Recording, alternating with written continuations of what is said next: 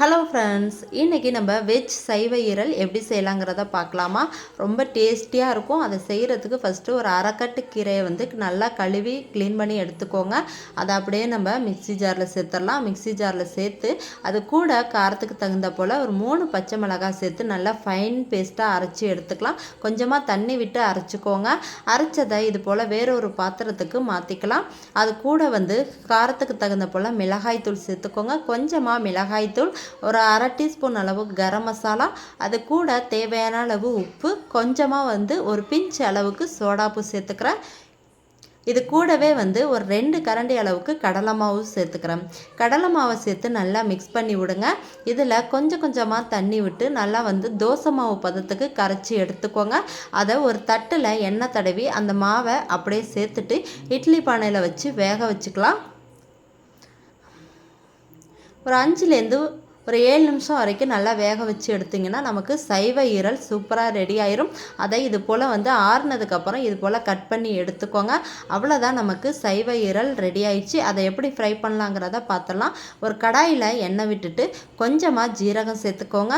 ஜீரகம் நல்லா பொரிஞ்சதுக்கப்புறம் 2 பெரிய வெங்காயம் கட் பண்ணி வச்சுருந்தேன், அதையும் சேர்த்துக்கிறேன். வெங்காயம் சேர்த்ததுமே நல்லா வெங்காயம் பொன்னிறமாகிற அளவுக்கு நல்லா வதக்கி விடுங்க. அது கூட ஒரு 2 தக்காளி கட் பண்ணி வச்சுருந்தேன், அதையும் சேர்த்துக்கிறேன்.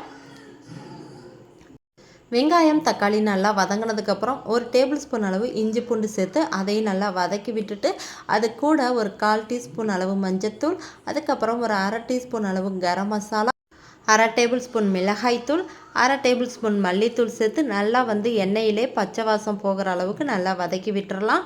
நல்லா வதங்கினதுக்கப்புறம் ஒரு 1/4 கிளாஸ் அளவுக்கு தண்ணி சேர்த்துக்கோங்க. தண்ணி சேர்க்கும் போது கொஞ்சம் கிரேவி பதத்துக்கு வரும். அது நல்லா ஒரு 1/4 கிளாஸ் தண்ணி சேர்த்துக்கிறேன்.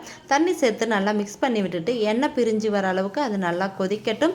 நல்லா எண்ணெய் பிரிஞ்சு வந்ததுக்கப்புறம் நம்ம ரெடி பண்ணி வச்சுருக்கிற சைவ ஈரலை உள்ள சேர்த்து நல்லா மசாலா படும்படி நல்லா மிக்ஸ் பண்ணி விடுங்க.